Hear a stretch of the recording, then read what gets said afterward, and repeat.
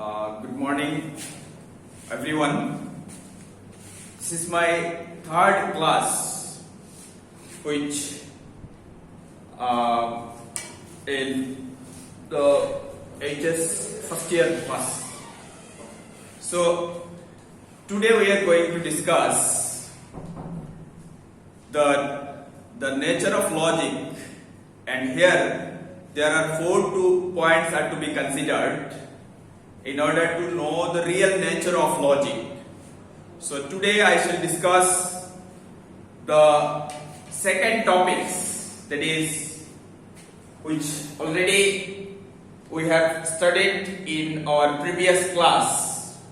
That the first point was logic is concerned with immediate knowledge, not with immediate knowledge.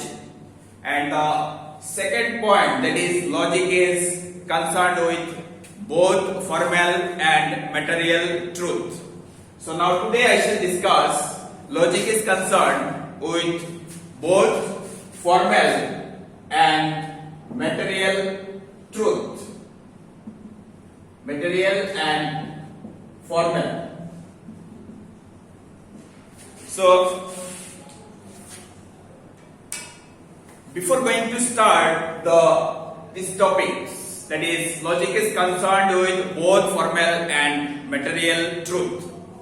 So now, before going to start these topics, I will ask one question, that is, what is form and what is matter? So now, what is matter? So every material object or every object has two aspects. In this world, every object or material object has two aspects. One is form, another is matter. Form and matter. For example, a coin here, a coin is round shaped and is made of gold, or a table is rectangular in form and is made of wood.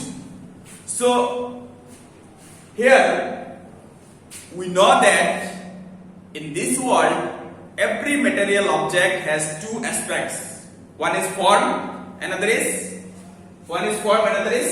matter. So for example, a coin in round in shape and is made of gold. So a coin is round in shape. This is the form of coin, and is made of gold is matter. Clear?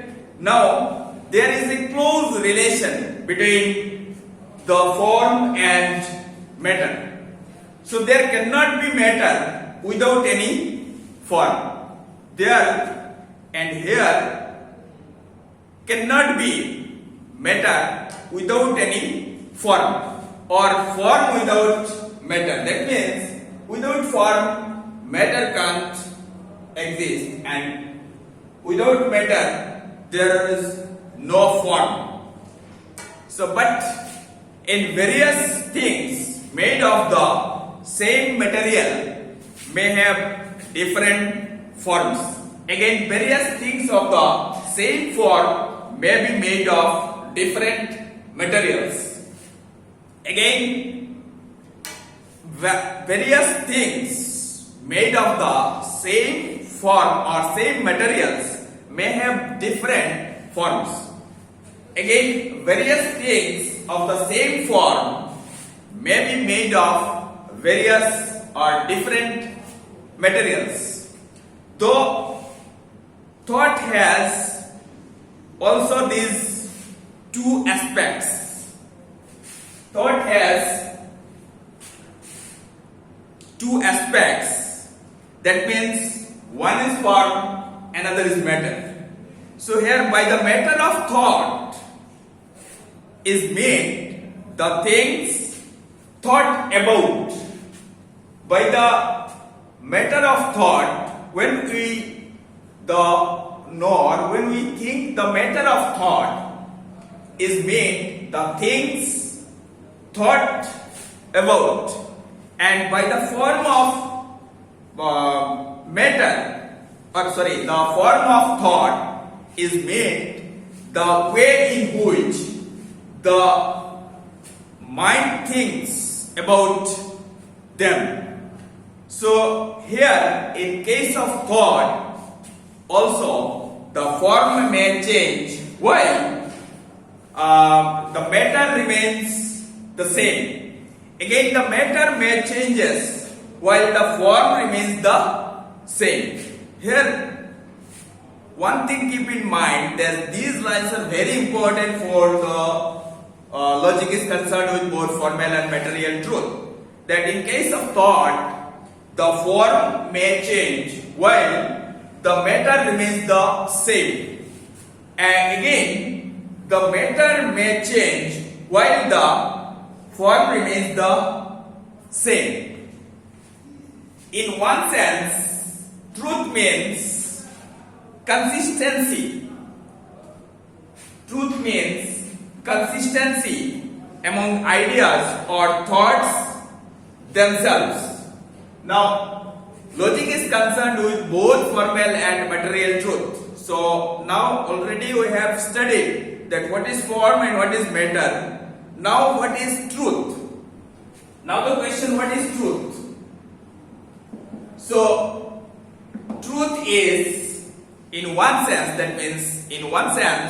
truth means consistency among ideas or thoughts truth means consistency among ideas or thoughts themselves. So, in another sense, truth means correspondence of thoughts or ideas with facts or things of the world. From these two senses of truth, a distinction is drawn between formal truth and material truth. Thus, there are two aspects of truth. One is formal truth, another is material truth. It is clear that a distinction is drawn on the basis of these two definitions or two meanings, that this distinction is drawn between formal truth and material truth. Thus, there are two aspects of truth. One is formal truth, another is material truth.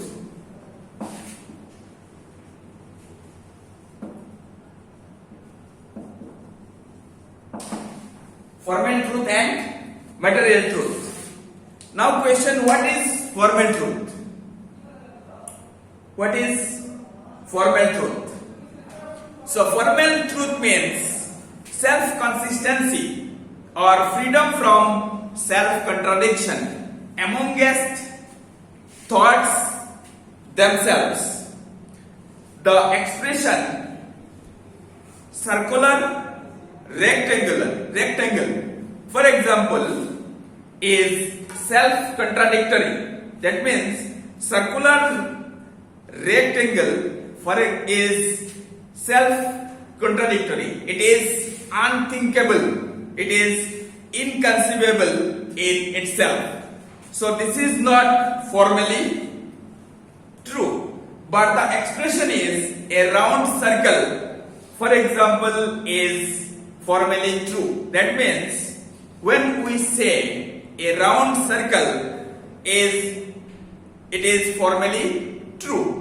But when we say circular rectangle, it is unthinkable, it is contradictory, it is self-contradictory, it is inconceivable. So this is formal truth. Now question, what is material truth? So material truth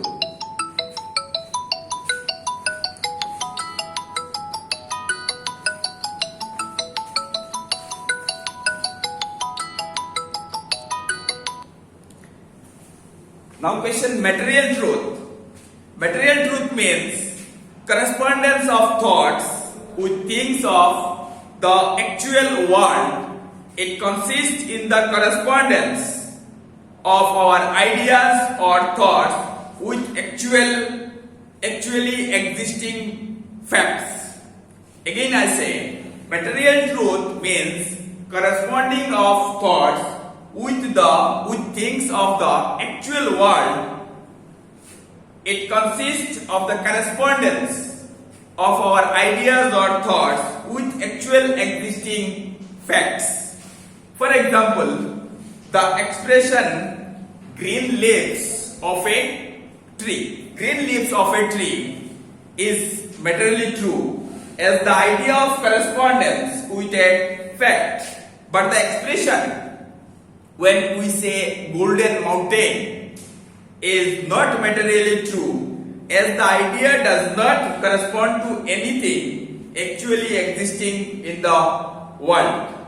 So here in this example, that means when we say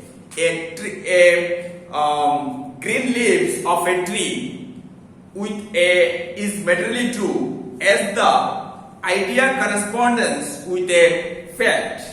But when we say the golden mountain, it is not materially true because this idea does not exist or does not correspond to anything actually existing in the world. So, however, it should be noted that formal truth and material truth do not always go together. Whatever it is materially true is also formally true. But whatever is formally true may not be materially true. Here one point keep in mind that whatever is materially true is also formally true. But whatever is formally true may not be materially true. So in this way, or in another sense, in another logic, that is Western logic, two broad divisions of logic, formal and material, have been recognized on the basis of this distinction between formal truth and material truth.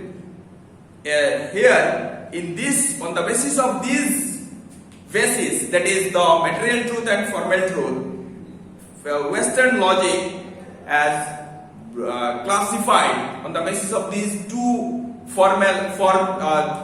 aspects, that means formal truth and material truth, and have been recognized on the basis of this distinction. So here in the material truth and formal truth is very important for the logic and the nature of logic. We know that the second point, that is logic, is concerned with both formal and material truth. So form and matter. Now what we have learned in this unit or in these topics, that means in this area, that what is, first of all, we have learned that what is form and what is matter. Second, what is truth, and now what is formal truth and what is material truth. So the second two topics, second points, that is logic is concerned with both formal and material truth. And the third point, that is logic is both arts and science. So in the next class we will discuss logic is both a science and an art also. So the second points is now over, and thank you everyone.